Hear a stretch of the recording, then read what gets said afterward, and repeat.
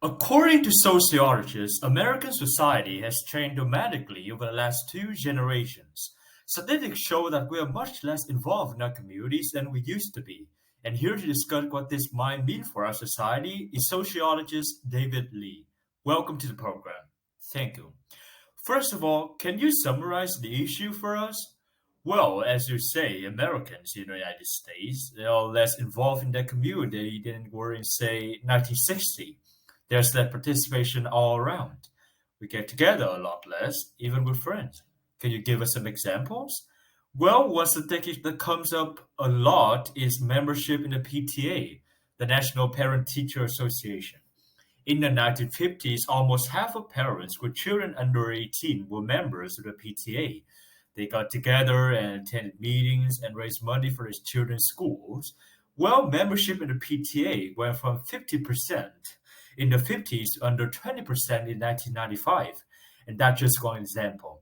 The number of people who attend other kinds of public meetings, meetings about local affairs such as, I don't know, improving bus service or crime in the neighborhood, has gone down by about 60%. It's like people are less interested in the community. Yeah, that's what it looks like. There's that interest in the political process as well. Look at newspaper readership, for example. Only about 25% of people aged 40 and under read a newspaper every day. That contrasts with 80% of older Americans. That's a big difference. It sure is. And what about the number of people that vote? That's down too, isn't it? Yes, voting is a really very basic measure of political participation, and voting is way down. At the turn of the century, I mean the last century, so in 1900, about 85% of eligible adults turned out to vote. In the last presidential election, less than 50% turned out. Yeah, I see the problem. But you're talking about political involvement and involvement in local organization. But what about our social lives? You mentioned that we socialize less as well. Yes, we socialize less than we used to. In the 1950s, people had friends over to dinner more often. They visited their they visited with their neighbors more often. Generally, people seem to have a much better social life back then than they do now. That's really interesting. So we're becoming more isolated from each other. Yes, but it is such a big deal. I mean, you might say, so what? Are these kinds of social connection between people really important? I mean, these days we have the telephone, we have the internet. Yes, but the telephone has replaced face-to-face contact a lot.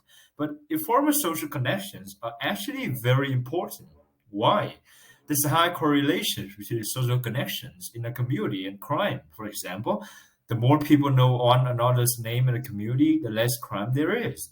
I suppose that makes sense. Everybody knows who you are. Yep. And people live in communities where there are a lot of social connections tend to live longer.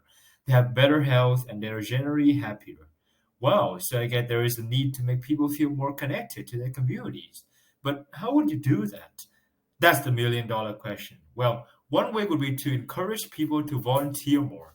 Volunteering is a great way to get involved in the world around you and build connection with other people.